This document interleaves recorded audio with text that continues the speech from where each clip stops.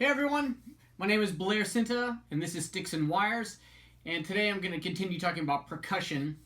There's a previous video to this and this is kind of the follow-up, and today I'm talking about mainly how I decide to record percussion, how I feel they work in the track, stereo versus mono, choosing tones, also choosing which microphones to use to record so they fit into the track nicely without having to do much work on the back end. So things that are close, things that are at a distance, because often percussion is textural.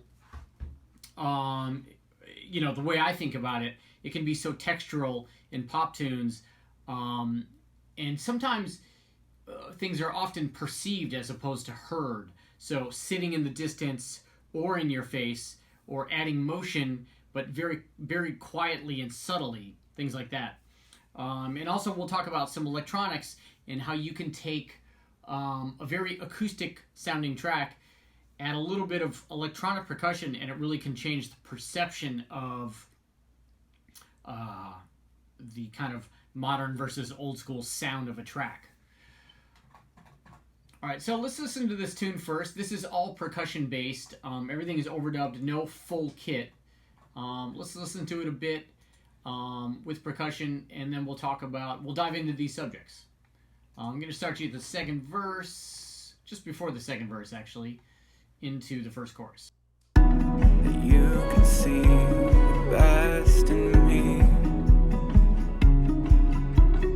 Oh my God, look at what you've done to yourself. One more time. Sometimes you have to prove it to yourself.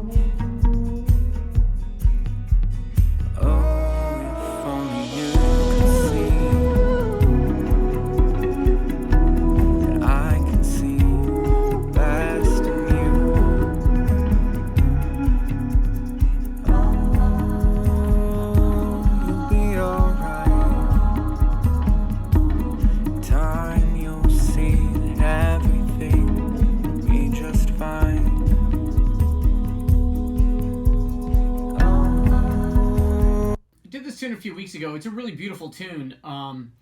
It's interesting because I felt like I needed to help shape the tune with percussion. There are some perceivable parts that are a chorus where, energy rising and dropping, but also I felt like I needed to help define it. It kind of cruises along and it's always really beautiful, but also need energy lift and motion and things like that. Okay. I also did one revision on it where I was asked to add more motion and percussion. So some of this stuff, like these toms down here, were added secondarily, this tambourine, but it all really works together. First thing I did, kick drum in mono. Not really going to go into that. Almost always record kick drum in mono. Stereo kick drum could be a cool effect, but that's that. So kick drum and tambourine recorded in stereo, but very light and a very dry tambourine. So let's just check out kick drum and tambourine.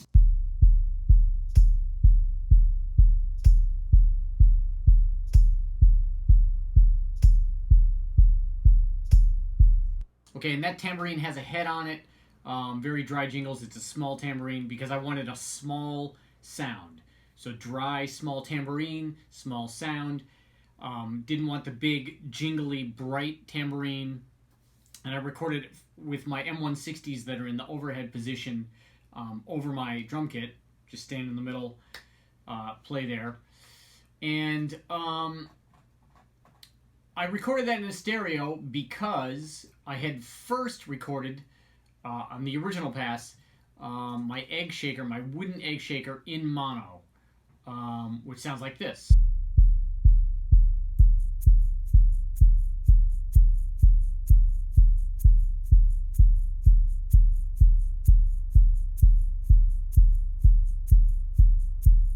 Okay, so that egg shaker was on my first version, was brought in at the second verse to help add motion, pique the listener's interest, raise the energy, things like that. And it was recorded in mono, again, to keep it small. We hadn't gotten to the first chorus yet. I didn't want it to sound any bigger than it should, so mono. And hence, when I was asked to add more motion at the beginning, that's why I recorded this tambourine here in stereo, so it would give that wooden shaker sonic space. So let's check out with the shaker and the tambourine here.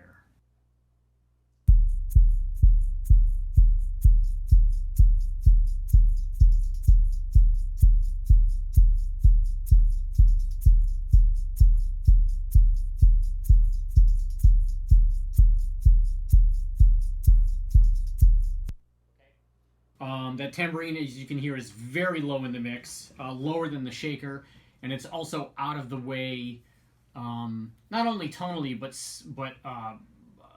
sonically of that shaker. So they're all doing their own thing.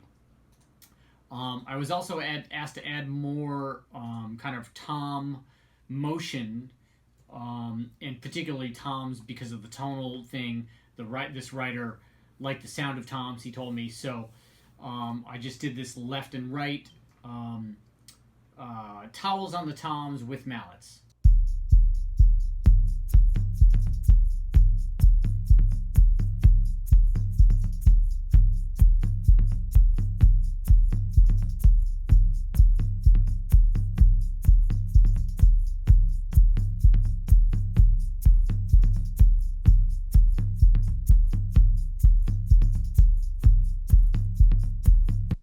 All right, so we're getting a pretty cool thing already with the toms.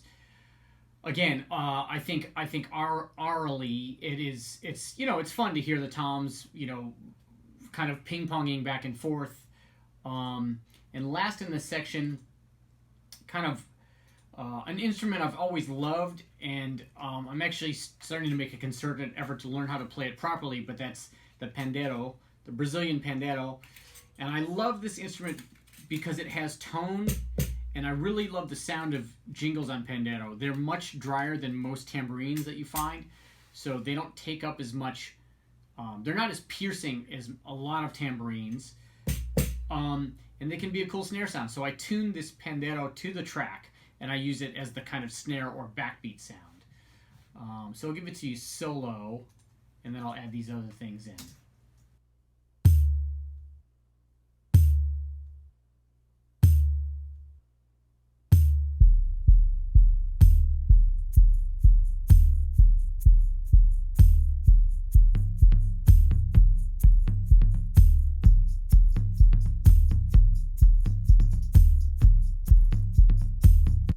So that's our second verse. That's our second verse. So we have some motion. It's more exciting than it was in the first verse, which really sounds like this.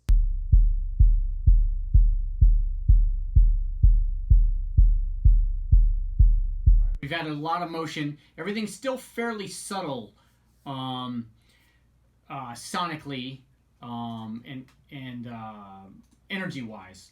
Okay, so here we come to the first chorus, stereo cymbal roll with mallets. Again, we're launching into the chorus. I wanted to widen the perceived kind of sonic excitement by introducing this stereo, hopefully, new to the listener, the stereo image. I added a kind of sub kick drop, which you'll hear on beat 4 is the 5. 1, maybe it's the 4. I think it's 5, and then the tonic on beat 1. Okay, so we're adding energy here, just with the stereo cymbal roll and the electronics. I'll give you right before that.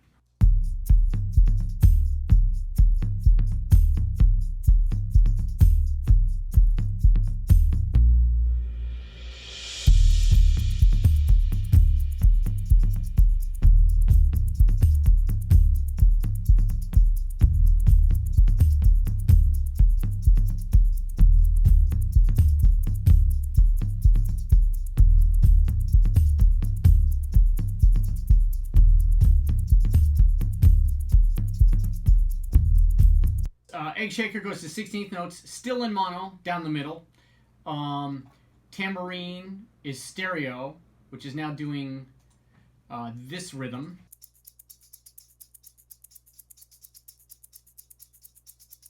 Okay, right? So they're both busy, but they still have their sonic place, and both fairly low in the mix. The pandero and the kind of 808 drop are in the same pitch, so they're really sharing kind of a similar family. Oh, by the way, I did record this drop in stereo, but you'll see that I've mixed it to mono. Maybe a good idea to actually make that a single mono track, but they are coming out mono.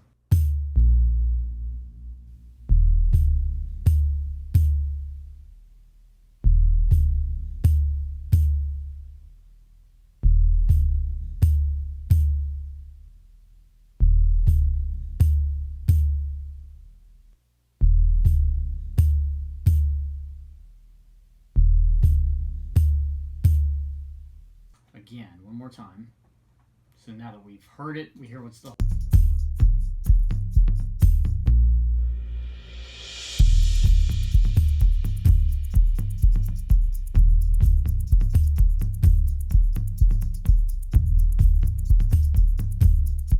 Next verse, cymbal. So I believe this is kind of a stereo overhead played with maybe root brushes or something on the cymbal you hear. So there's a stereo pattern happening. Again, for the listener, and then some electronic bleeps and blurbs happening in here that are also in stereo. So at this point, after the first chorus and things have gotten exciting, the second verse, I'm thinking, okay, so I don't want to totally come back to the energy of the first verse. So I'm thinking in stereo now. This mono egg shaker is muted at the moment.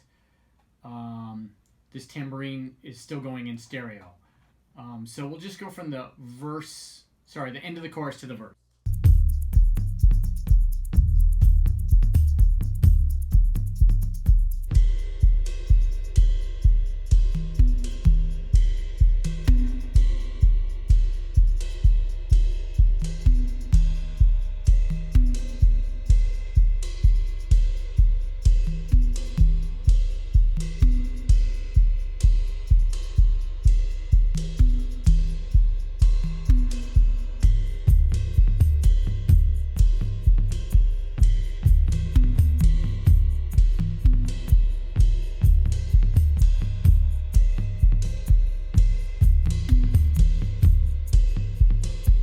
We're going to listen to this again with the music.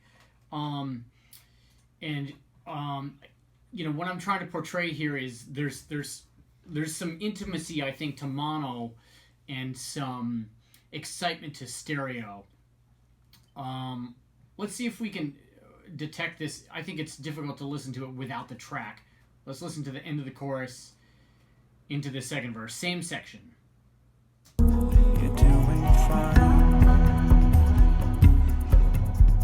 It's not enough, but maybe you've gone further than you think. Rest your eyes, baby, don't go living in your sleep.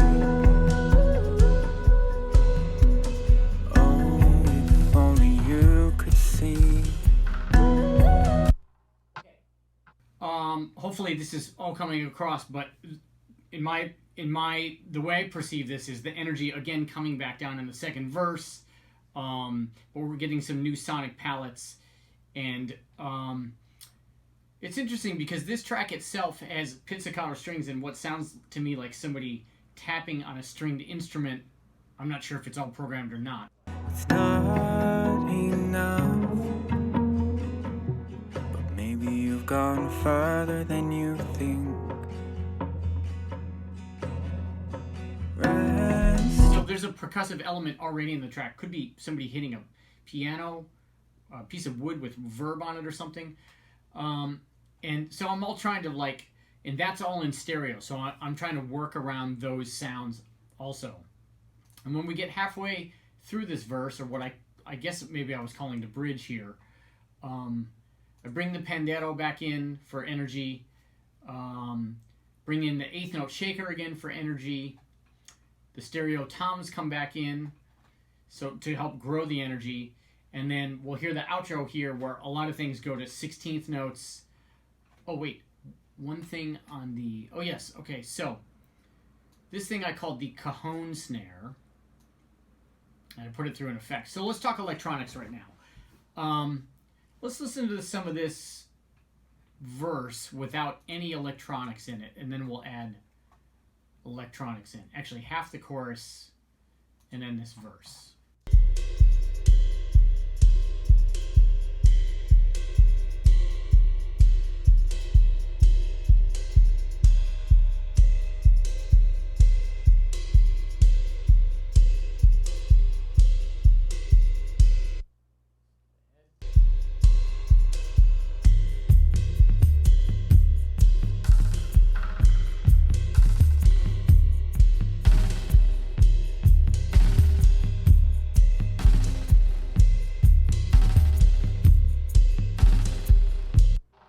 Pretty cool.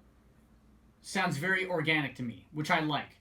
But I felt like this tune needed to, because of the vocal processing, some of the vocal processing, or there's definitely a modern feeling to this track. Maybe it's not even in the vocal; it's how the strings, things are kind of bouncing around the track, and I wanted to complement that. So let's just listen again with these beeps, kind of from the Nord drum. And just see how it changes perception of the track just by adding that.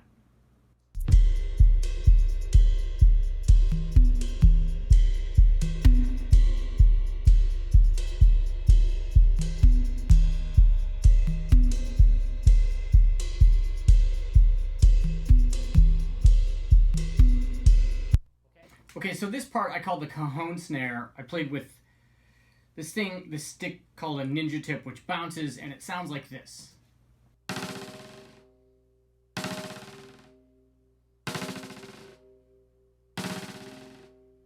All right, so to me it's an unusual sound, and it's cool. But I also thought like I wanted to bring a little more, let's say super modern elements to this track. So I have the beeps in here. I have the 808 drops. And I wanted one more element like that. So I just added the stereo delay, ping pong delay to it. Sound Toys, ping pong delay, some panning, and some phasing. And now it sounds like this.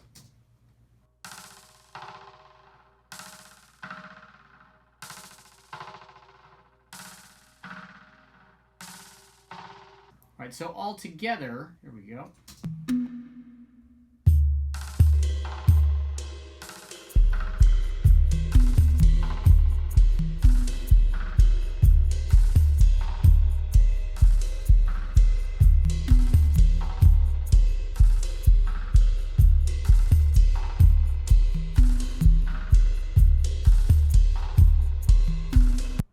Okay, so to me that sounds way more modern than, and also we have organic elements adding electronic percussion, and to me that takes the song from one dimension to another, and in this case it seemed appropriate for that. Okay, last chorus, a lot more motion, everything's going, stereo cymbal roll, 16th note egg shaker in mono. The pandero, the cajon snare gets a little more complicated in rhythm. I added this, which I called noise. Let's check what is this.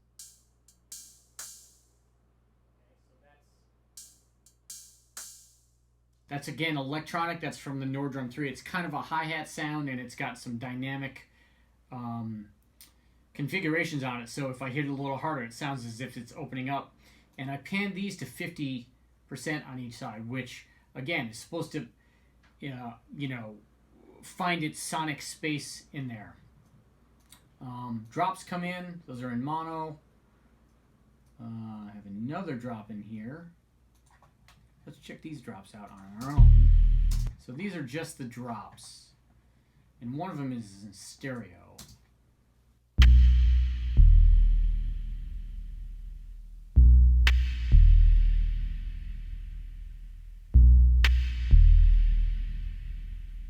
Okay, so big reverb element. More toms. Let's check out. So now there's 2 sets of toms. This was the original set of toms that I recorded before I was asked to do more.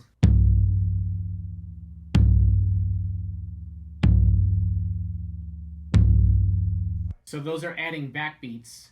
And when I went back for the second pass to add more, I added towels to the toms. So these do have a sonic difference, both pen and stereo.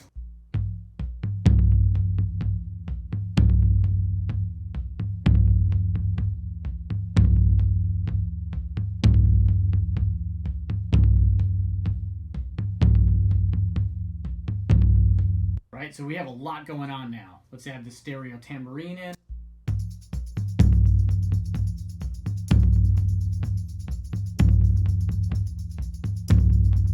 Let's add these drops in that we've heard.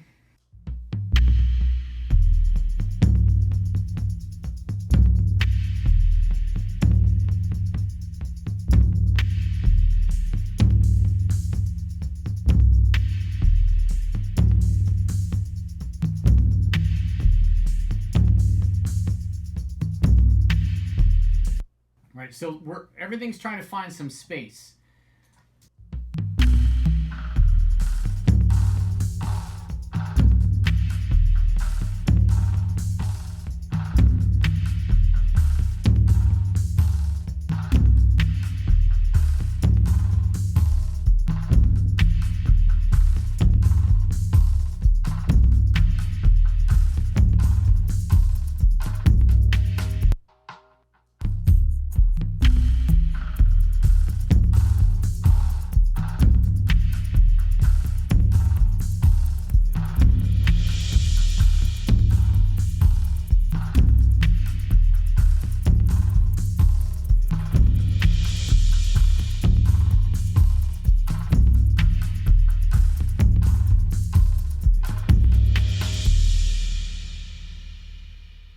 All right, so it gets pretty exciting at the end, if you ask me.